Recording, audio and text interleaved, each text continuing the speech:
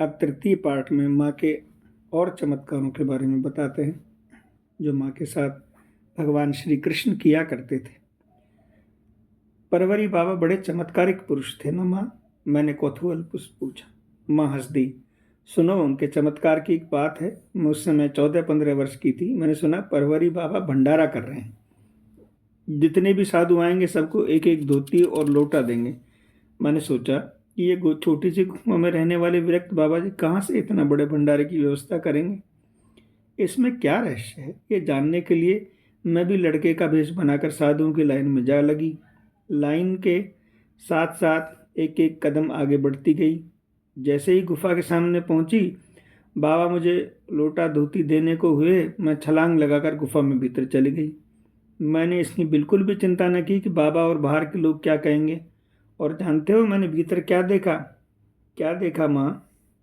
माँ खिलखिलाकर हंस पड़ी और बोली, गुफा बिल्कुल खाली थी। उसमें न कोई लोटा था न धोती थी।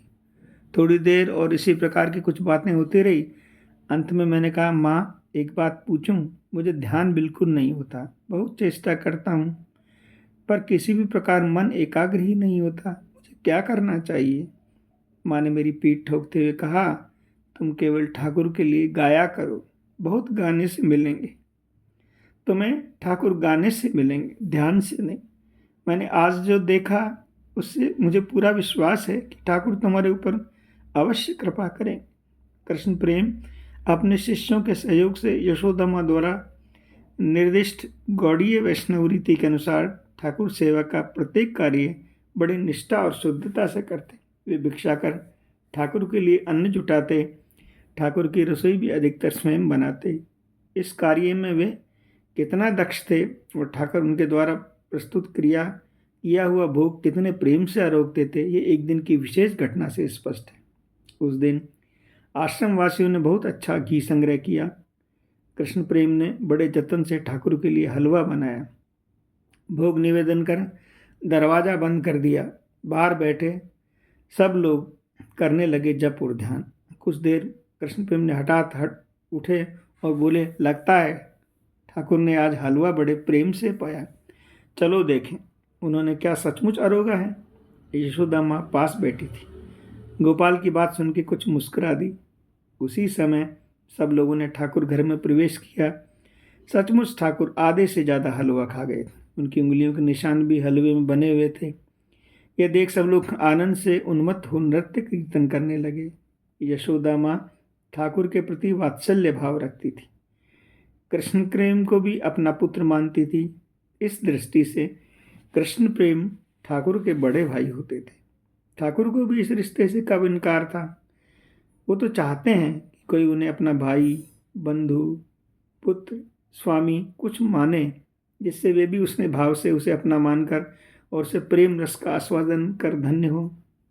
एक दिन रात को सोते समय कृष्ण प्रेम के कान में आवाज़ पड़ी, दादा दादा। उन्होंने चौंक कर चारों ओर देखा पर कोई न दिखा। आवाज़ को अपना भ्रम समझकर उन्होंने आंख मीच ली। फिर वही मधुर स्वर, दादा। इस बार स्पष्ट लगा कि आवाज़ मंदिर के भीतर से आ रही, पर मंदिर में तो कोई नहीं है ठाकुर के सिवा। तो क्या यह ठाकुर की आवाज़ है? सोचते सोचते जैसे ही वे मंदिर के निकट पहुंची, उन्होंने फिर सुना, दादा शीत लागे, जंगला खुला आज। दादा ठंड लग रही है, जंगला खुला है। उनका शरीर कांप गया। झट मंदिर का दरवाज़ा खोलकर जंगले का दरवाज़ा बंद किया। ठाकुर को अच्छी तरह उठाकर सुला दिया। उड़ाते समय मधुर स्वर से उन्होंने कहा, ठाकुर तमें कहूँ शीत लागे। ठाकुर तुम्हें भी ठंड लगती है। उसी समय ठाकुर के नेत्रों से दो अश्रु बिंदु टपक पड़े। ये देख कृष्ण प्रेम का प्रेम सिंधु उथल पड़ा। वे स्थिर भाव से न रह सके। हा ठाकुर कहकर स्वयं भी रो पड़े। फिर किसी प्रकार अपने को संभाल कर बहिर्वास से ठाकुर के आंसू पहुँच थी। ठाकुर तो सो गए पर कृष्ण प्रेम को नींद का।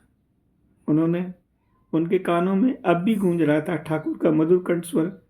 ठाकुर ने उन्हें दादा कहकर पुकारा था। मानो प्यार भरे इन दो अक्षरों के माध्यम से अपना सारा प्यार उड़ेल दिया था। मानो ठाकुर के प्यार के बाहर सहसा उमंग पड़े थे उनके हृदय आकाश पर, और एक ही क्षण में उन प्रेम पयोधियों द्वारा सारा जल उमेड़ दिया। उनके हृदय प्रांगण में उनका शुद्ध हृदय क्या झेल सकता था प्रेम की इस प्रबल बौछार को। बौछार का सारा जल झर झर झर बह रहा उनके दोनों नेत्रों से, दो जल प्रपात के रूप में।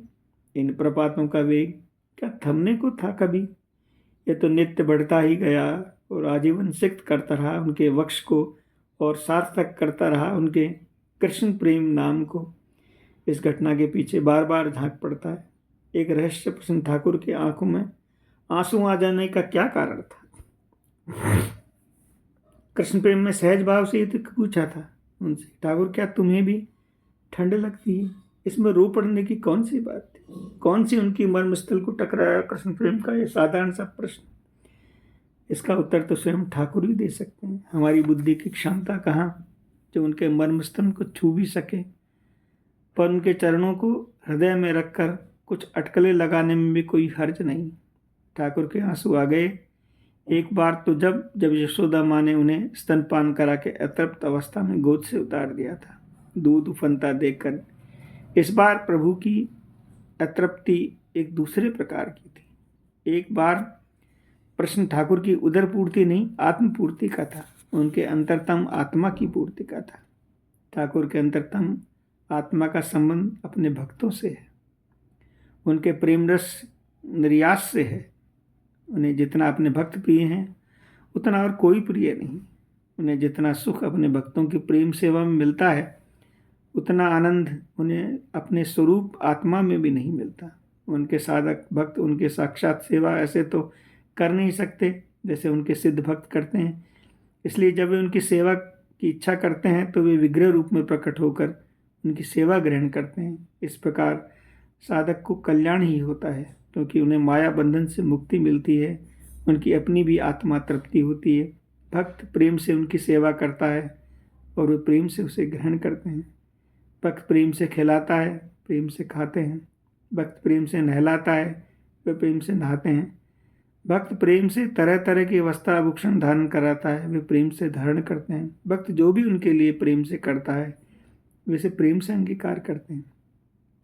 ठाकुर को भक्त का नहलाना, धुलाना, पहराना, उड़ाना, खिलाना, पिलाना तृप्तिकारक हो सकता है तभी जब उन्हें इसकी सचमुच आवश्यकता हो, इसकी सच्ची भूख। यदि कोई ये माने कि पूर्णात्मा, आत्मकाम, पूर्ण काम भगवान को भूख प्यास कैसी, तो भले ही माने।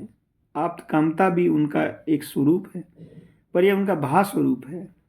जिसका ज्ञानियों को दूसरे आभास होता है उनका वास्तविक स्वरूप, आंतरिक और निज स्वरूप वह है जिसका भक्त निकट से अनुभव होता है।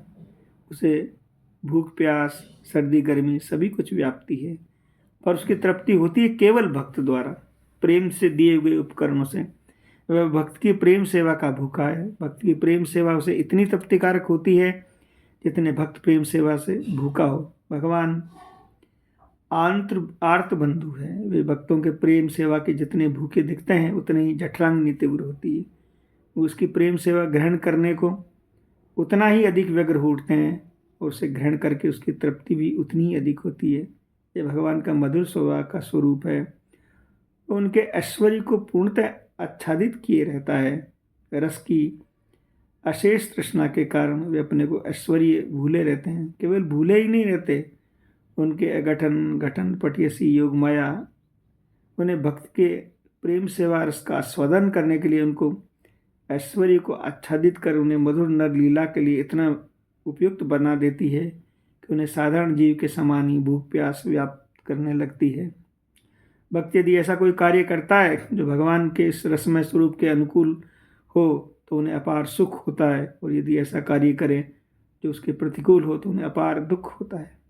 कृष्ण प्रेम ने उनसे पूछकर ठाकुर तुम्हें ठंड लगती है, उनके रसमय स्वरूप के विपरीत कार्य किया था। उनकी जठराग्नि जगाकर उस पर पानी का घड़ा उड़ेलने जैसा कार्य किया था। अतिथि को आमंत्रित कर उसे न पहचानने जैसा कार्य किया था। ठाकुर की यथार्थ सेवा ही कब हो सकती है यदि उसकी भूख की यथार्थ पहचान न हो। ठाकुर ने कृष्ण प्रेम के प्रश्न का उत्तर दिया आंसू बहाकर, वैसा कुछ कहकर नहीं दे सकते थे।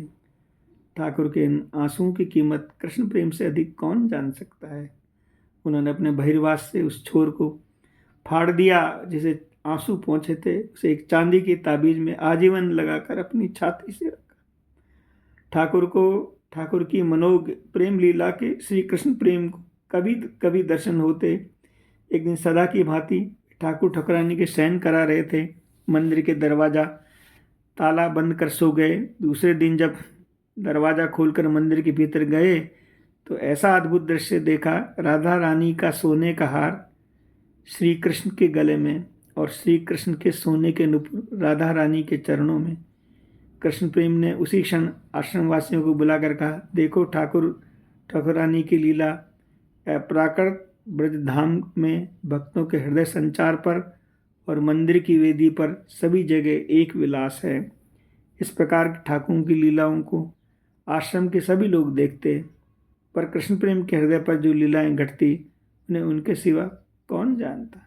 जय जय श्री राधे निताई गौर हरि बोल।